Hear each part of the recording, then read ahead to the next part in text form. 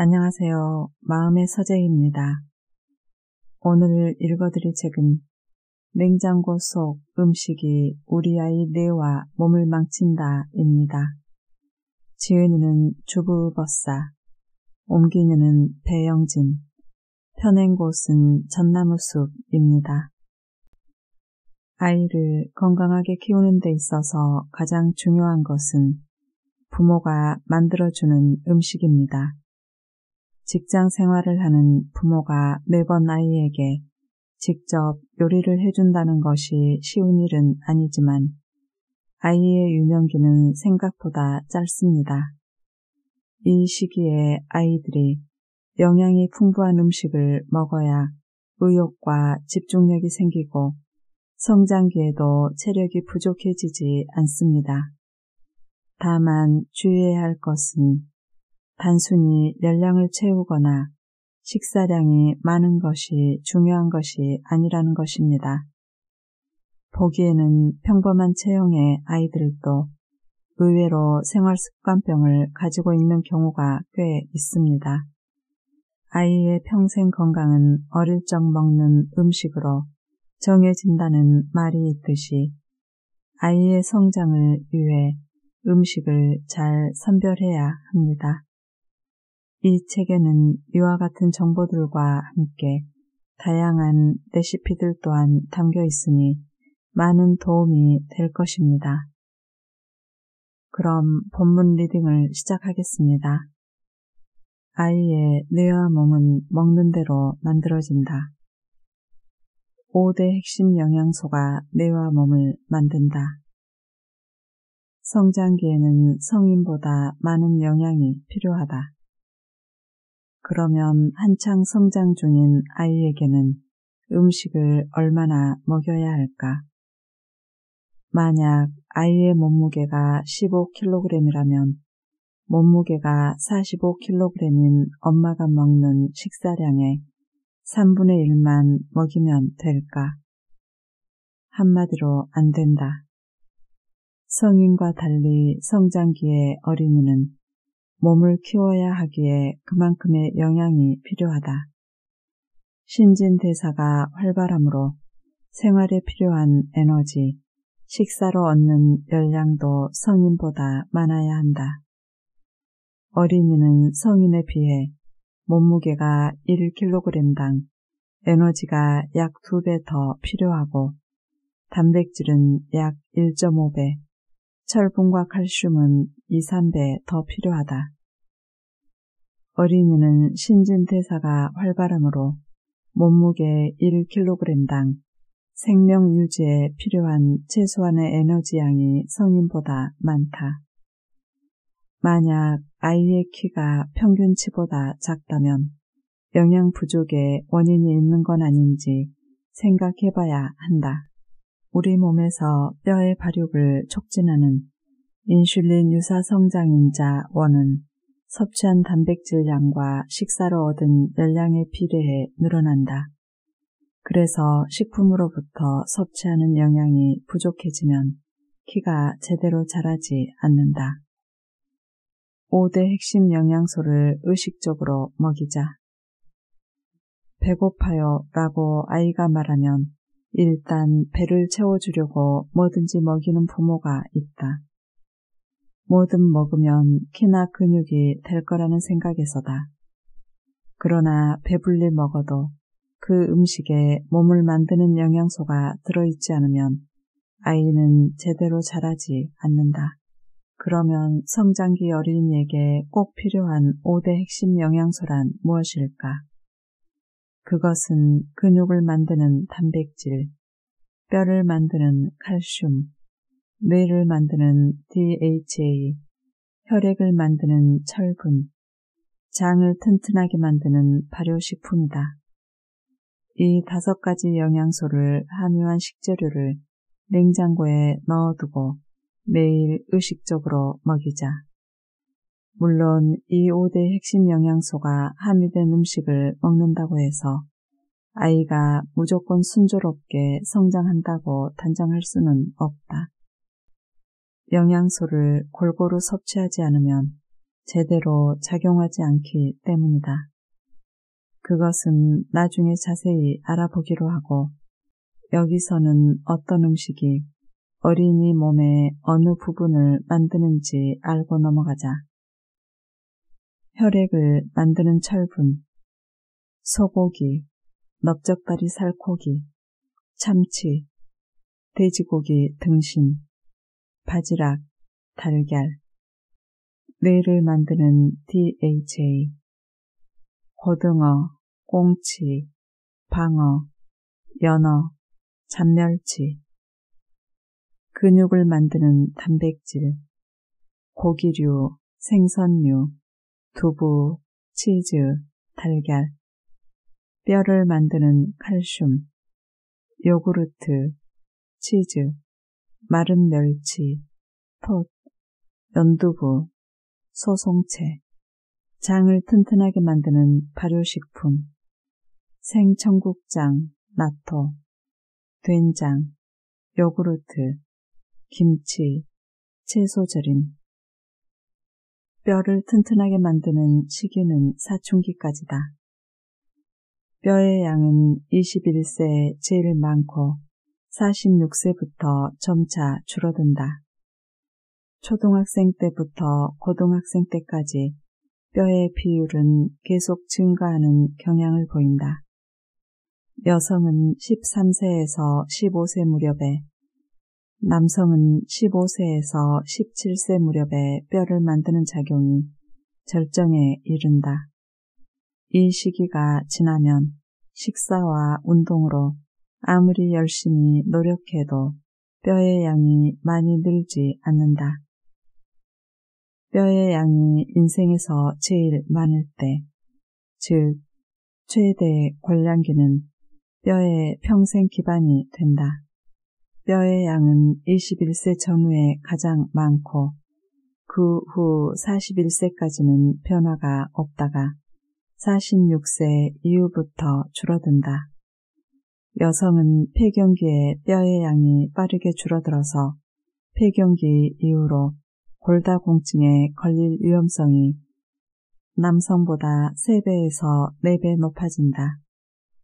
장래에 닥칠 골다공증이나 노후 골절을 예방하기 위해서라도 사춘기에 뼈를 튼튼하게 만드는 음식을 충분히 섭취하고 이 시기만큼은 다이어트를 하지 않는 것이 좋다.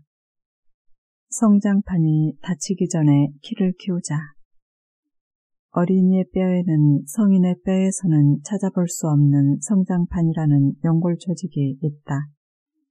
여성은 16에서 17세, 남성은 18에서 19세 무렵에 이 연골 조직이 닫히면서, 즉 성장판이 폐쇄되면서 키 성장이 멈춰버린다.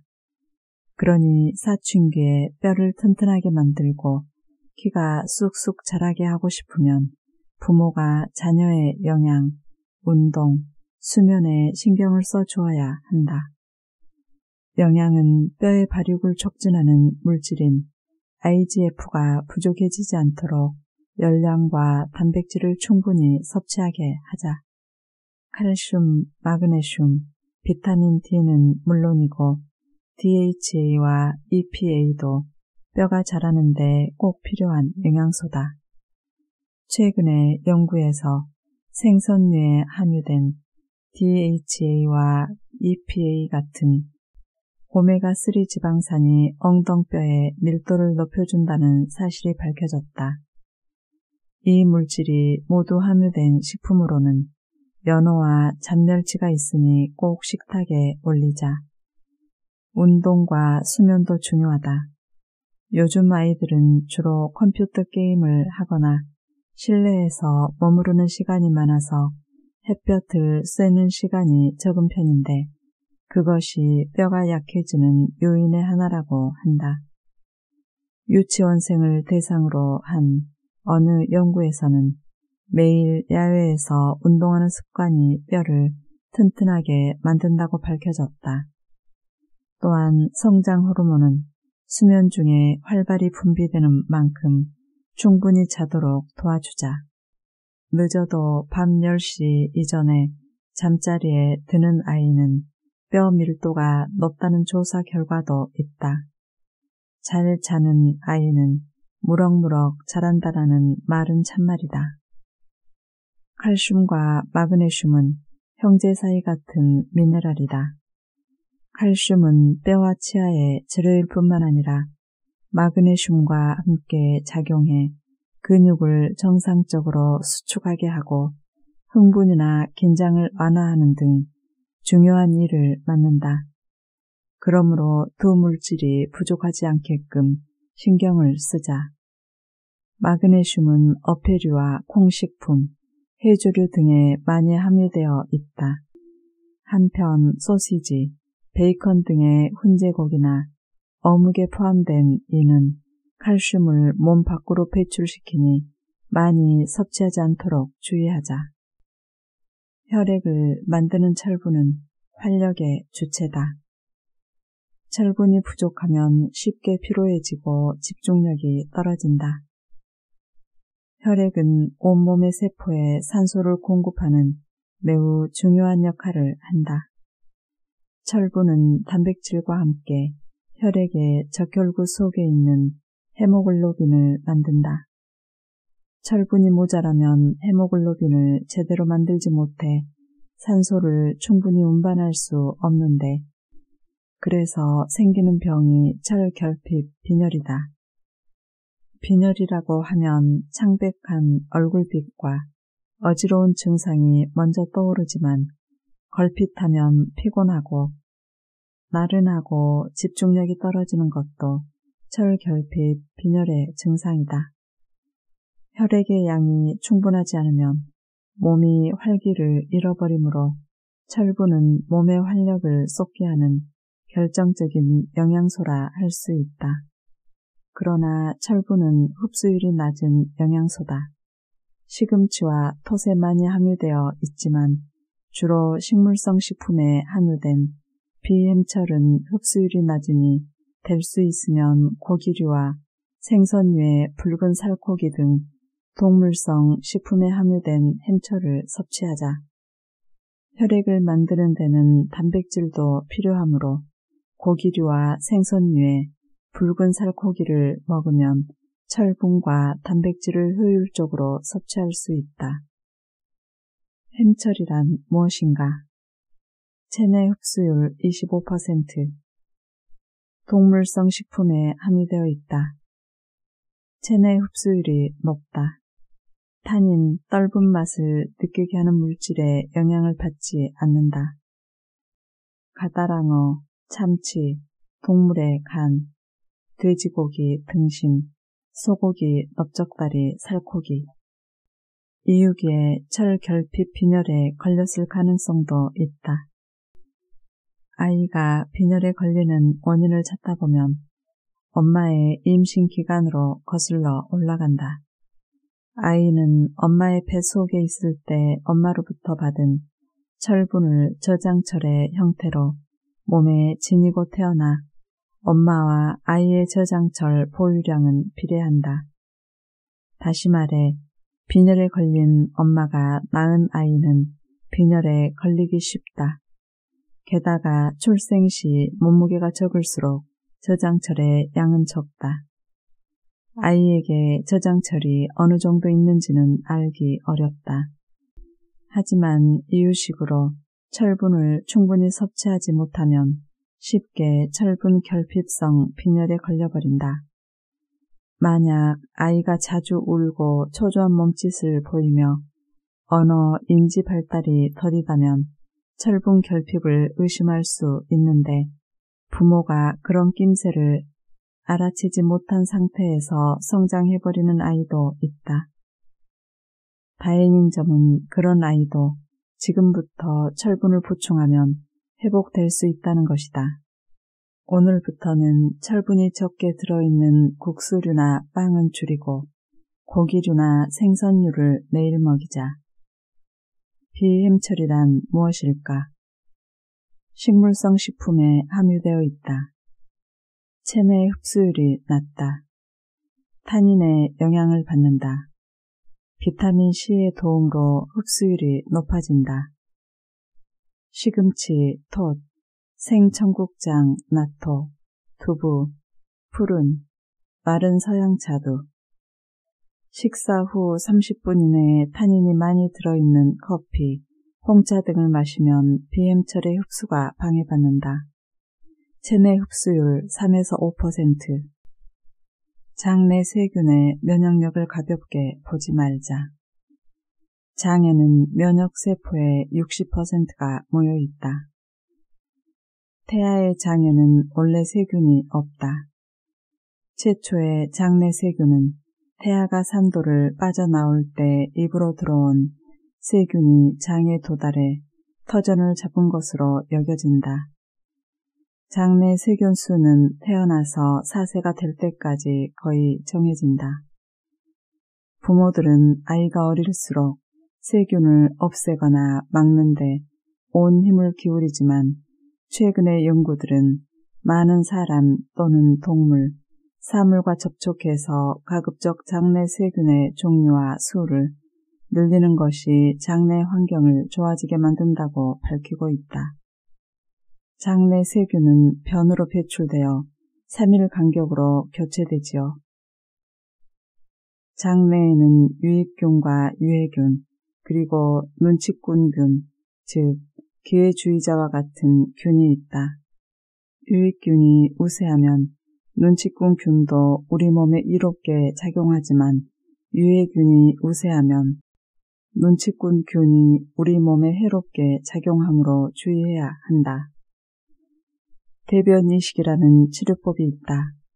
암과 같은 난치병에 걸린 사람에게 건강한 사람의 변을 이식함으로써 장내 세균의 균형을 맞춰 병을 고치는 요법이다. 이런 치료법이 유용한 이유는 장은 면역세포의 60% 정도가 모여있는 우리 몸에서 가장 큰 면역기관이기 때문이다.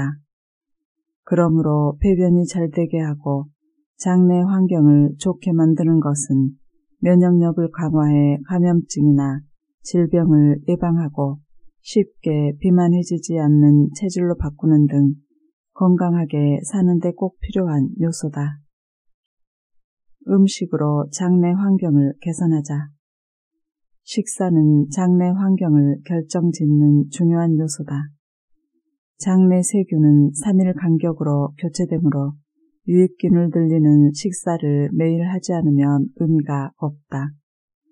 젖산균과 같이 몸에 이로운 균이 포함된 발효식품을 하루에 한 가지는 먹고 유익균의 먹이가 되는 탄수화물은 매일 먹어야 한다. 변비가 있을 때에는 식이섬유를 충분히 섭취해야 한다. 식이섬유는 두 종류가 있다. 불용성 식이섬유와 수용성 식이섬유다. 어린이의 변비는 대부분 직장성 변비, 변이 직장 근처까지 내려와서 변이는 강한데 변이 나오지 않아 오랫동안 힘을 줘야 하는 변비로 불용성 식이섬유가 많은 음식, 현미, 시리얼, 당근, 버섯, 바나나 등을 먹으면 장이 자극을 받아 변의 부피를 늘림으로 도리어 증상이 악화될 수 있다. 그러니 변의 수분을 공급해 부드럽게 만든 수용성 식이섬유를 골고루 섭취하게 하자. 아침밥을 거르면 집중력이 떨어진다. 뇌는 잠자는 동안에도 활동해서 아침이면 에너지가 모자란다. 하루 3끼 가운데 우리 몸에 가장 강하게 영향력을 발휘하는 식사는 아침밥이다. 특히 아침에 식사하지 않으면 뇌가 크게 영향을 받는다. 뇌는 잠자는 동안에도 당질에서 흡수된 포도당을 소비하므로 아침에 일어났을 때는 에너지가 부족해져 있다. 그래서 아침밥으로 포도당이 공급되지 않으면 뇌가 저혈당에 빠져 집중력이 떨어지고 쉽게 초조해진다. 아침밥을 먹으면 수면 중에 낮아졌던 체온이 오르고 몸이 잠에서 깨어나며 혈당이 높아져서 뇌의 활동에 필요한 에너지를 확보할 수 있어 마음과 몸이 건강한 하루를 보낼 수 있다. 하루 3끼를 꼬박꼬박 먹는 것은 혈당을 안정되게 하는 길이기도 하다. 하루에 2끼만 먹으면 식후에 혈당이 급상승했다가 시간이 지나면 급 강화한다. 또한 졸음과 나른함이 몰려오므로 공부의 효율이 떨어져 성적도 오르지 않는다. 아침 식사 때에는 반드시 단백질을 먹는다. 학교와 유치원, 어린이집에서 일찍 자고 일찍 일어나서 아침밥 먹기를 강조하기 때문에 어른이 어찌됐든 아이에게는 아침밥을 먹이려는 가정이 많은 듯하다. 문제는 무엇을 먹이느냐이다. 오전 중에 집중력을 유지하려면 탄수화물, 밥이나 빵, 단백질, 비타민, 미네랄을 골고루 섭취해야 한다. 특히 에너지의 대사를 촉진하고 체온을 올리며 근육을 만들고 빈혈을 예방하기 위해 단백질을 꼭 먹여야 한다. 그리고 어린이는 철분이 결핍되기 쉬운데 철분이 가장 잘 흡수되는 시간대도 아침이다. 연어는 아침에 먹으면 좋은 단백질이다. 여기에 달걀이나 통조림 참치, 요구르트, 치즈 등 간편한 식품을 더해서 주자. 늦게 자고 늦게 일어나면 아침에 식욕이 나지 않는다. 밤늦게까지 TV를 보다가 배고프다고 밤참을 먹고 늦게 잠자리에 들어서 늦잠까지 자면 식욕이 난리 없다. 이러한 생활 습관은 비만으로 이어지니 주의해야 한다. 아침에 먹기 좋은 단백질, 달걀, 통조림 참치, 해산물, 요구르트, 치즈. 빨리 먹는 아이는 씹는 힘이 길러지지 않는다. 잘 씹는 것은 뇌와 몸이 골고루 발달하게 한다. 음식을 먹다가 목에 걸려 일어나는 질식사고를 예방하려면 잘 씹어 먹어야 한다. 그뿐만 아니라 잘 씹으면 여러모로 건강에 좋은 점들을 만들어낸다. 우선 잘 씹으면 침이 많이 분비된다. 그러면 소화 흡수가 원활해져 영양분이 잘 흡수되고 자연스레 장내 환경이 쾌적해진다. 충분히 씹으면 포만감을 느끼는 중추신경이 자극되어 과식이나 비만을 예방할 수도 있다. 침이 많으면 충치를 예방할 수 있으며 씹음으로써 턱이 발달하면 치열이 가지런해지는 효과도 기대할 수 있다. 더욱이 눈여겨봐야 할 만한 대목은 뇌에 미치는 영향이 크다는 점이다. 씹는 행위는 뇌 신경을 자극하여 뇌의 움직임이 활발하게 함으로써 기억력이 좋아지는 등 지능 발달과도 관계가 깊다. 또한 턱의 근육을 쓰게 되어 뇌신경에서 세로토닌과 도파민 등의 호르몬이 많이 분비되는 효과도 기대할 수 있다. 부모가 가르치지 않으면 아이는 씹는 힘을 배울 수 없다. 씹는 힘은 저절로 키워지지 않으며 이유식을 먹는 시기부터 연습하지 않으면 길러지지 않는다. 유아기에 유치가 모두 나더라도 7세부터 13세 사이에 영구치로 바뀌고 어금니도 난다. 그러므로 이 시기에는 아이의 치아 상태나 먹는 모습을 잘 살펴야 한다.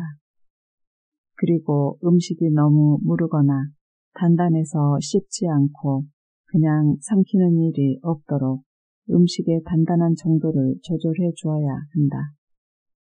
부모에게는 참을성이 필요한 일이지만 어릴 때의 식습관은 어른이 되고도 이어지니 나쁜 버릇을 고쳐준다는 생각으로 해보자.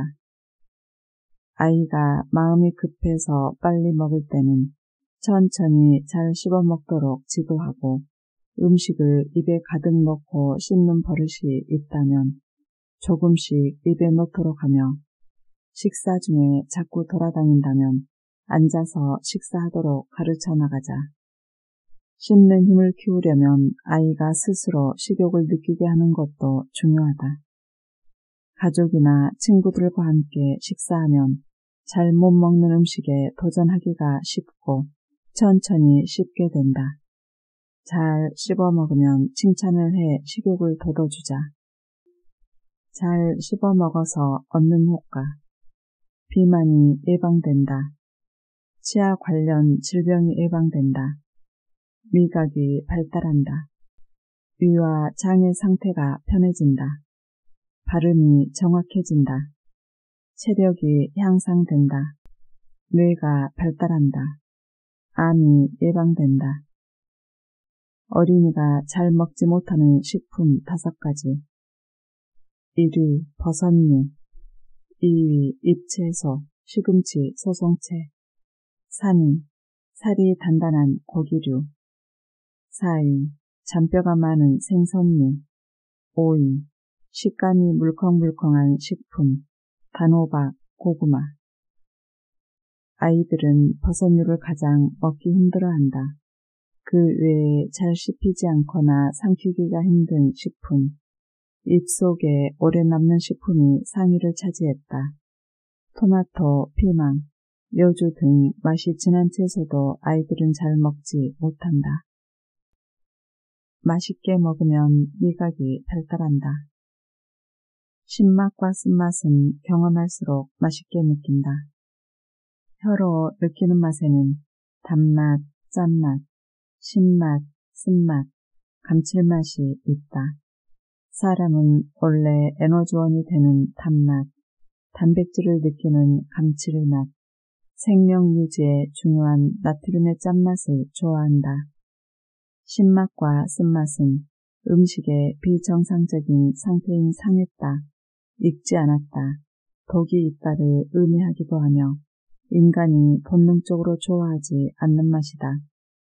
그래서 맛의 경험이 적은 아이들은 음식에서 쓴맛과 신맛이 나면 맛없다, 마음에 들지 않는다고 생각하기 쉽다. 그렇지만 다양한 맛을 경험하게 해서 미각의 영역을 넓혀주면 신맛과 쓴맛도 차츰 맛있다고 여기게 된다. 미각을 기르는 데는 식사 분위기도 중요하다. 맛은 혀로만 느끼지 않는다. 무심결에 집어먹고 싶어지는 색깔의 조화, 반지르르 윤윤하는 빛깔, 구수한 냄새, 아삭한 식감을 무시할 수 없다. 아이가 평소에 먹기를 거부하던 맛도 오감이 자극되면 한번 먹어볼까, 의외로 맛있다는 경험을 할 수 있어서 맛을 느끼는 힘이 길러진다. 어렸을 때 식사 유형이 평생의 식습관이 된다. 평소 가정의 식탁 풍경은 아이의 식습관에도 큰 영향을 미친다. 매일 비슷한 음식을 먹는 가정에서 자라면 그런 식사가 당연하게 받아들여져서 풍요로운 식사의 이미지를 떠올리기 쉽지 않다. 숨은 빈곤이라는 말이 있는데 수입이 많다고 해서 식생활까지 풍족하다고 할 수 없는 현실을 얘기한다. 실제로 식비보다는 주택 구입비나 아이 교육비를 더 중요하게 여기고 수입이 높은 만큼 생활도 바빠서 요리할 시간이 없는 부모가 허다하다. 식사를 어느 정도로 소중하게 여기는지는 집집마다 다를 것이다. 하지만 어려서부터 집에서 먹어온 식사야말로 아이들이 마음속에 떠올릴 수 있는 식사 내용의 전부다. 그것은 좋든 나쁘든 일생의 식습관에 영향을 미친다. 식탁에 둘러앉아서 즐겁고 맛있게 식사하면 그 자체가 훈훈한 기억이 되어 언제까지나 마음에 남는다. 가족끼리 혹은 친구들과 함께 맛있는 식사하는 경험을 많이 하게 해주자. 그러면 아이의 인생이 윤택해질 것이다. 나른함, 초조함의 원인은 자율신경에 있다. 자율신경이 잘 작용하지 않으면 몸이 불편해진다. 초등학교 고학년 무렵부터 아이들은 피곤하다, 쉽게 지친다, 머리가 아프다, 초조하다, 집중이 안 된다, 잠이 안 온다, 감기가 자주 든다와 같은 증상을 겪는다. 마치 사회생활에 지친 중년 같다. 그 배경에는 학교나 학원의 수업, 친구들과의 관계에서 받는 스트레스, 불규칙한 수면과 식사가 있다. 그런 이유로 자율신경의 작용이 둔해지고 만다. 요즘의 아이들은 부모의 기대를 한몸에 받으며 옛날보다 바쁘게 시간에 쫓기면서 생활한다. 그런데 식사는 이런 생활을 견뎌낼 만큼 잘하고 있을까? 이것이 문제다. 의욕의 원천은 필수 아미노산, 단백질이다. 먼저 생각해 볼 것이 식사량이 적어서 에너지가 부족해진 적은 없었을까이다. 일일 섭취 기준량이 나이별로 제시되어 있는데 실제로 기준량을 먹이고 있는지 점검해보자. 게다가 자율신경을 안정시키는 데는 뇌 속의 신경 전달 물질이 충분히 분비되어야 한다. 즐겁게 지내고 싶으면 세로토닌이, 의욕을 가지려면 도파민이 모자라지 않아야 한다. 낮에 세로토닌이 많이 분비되면 밤에는 수면 호르몬인 멜라토닌의 분비도 촉진된다. 이러한 세로토닌과 도파민을 만드는 재료가 필수 아미노산, 단백질이므로 식사를 통해 필수 아미노산을 얼마만큼 섭취하느냐에 따라서 의욕과 집중력, 수면의 질이 달라진다. 자율신경은 교감신경과 부교감신경이 서로 반대되는 기능을 수행한다. 수면 중에는 부교감신경이 우세하게 활동해 혈압과 심장 박동, 혈당의 수치를 낮춘다. 요컨대 자율신경을 안정되게 하는 데는 잠을 잘 자는 것이 중요하다. 만약 학원 때문에 저녁밥을 밤늦게 먹어야 한다면 저녁 시간에 보조 음식을 먹게 하자. 그리고 늦게 귀가해서는 두부죽, 달걀 수프와 같이 지방이 적고 소화가 잘 되는 음식을 먹이자. 속이 편해 잠을 잘 자면 아침밥을 맛있게 먹게 될 것이다. 어떻게 하면 자율신경을 안정시킬 수 있을까? 자율신경을 조절하는 뇌 속 호르몬의 재료가 필수 아미노산이니 고기류, 생선류, 달걀, 유제품, 콩, 식품 등에 들어있는 질 좋은 단백질을 충분히 섭취시킨다. 아침 햇볕을 쐬게 한다. 행복 호르몬인 세로토닌과 의욕 호르몬인 도파민은 아침 햇볕을 쐬면 분비된다. 아침에 일찍 일어나서 햇볕을 쐬는 습관을 들이면 마음이 안정되는 효과가 있다. 밤에는 아늑한 느낌의 조명을 켠다. 아침에 세로토닌이 분비되고 나서 14시간 뒤에 수면 호르몬인 멜라토닌이 분비되는데 강한 빛이나 TV, 모니터 등의 화면에서 나오는 청광을 보면 분비가 억제된다. 해가 진 뒤에는 집 안의 조명을 형광등 대신 오렌지 색깔이 나는 전등으로 바꾸자. 리듬감 있는 운동을 한다. 걷기나 맨손 체조와 같이 리듬이 일정한 운동도 뇌 속 호르몬의 분비를 활발하게 만든다. 매일 10분에서 30분간 규칙적으로 운동을 하게 하자. 함께 해주셔서 감사합니다.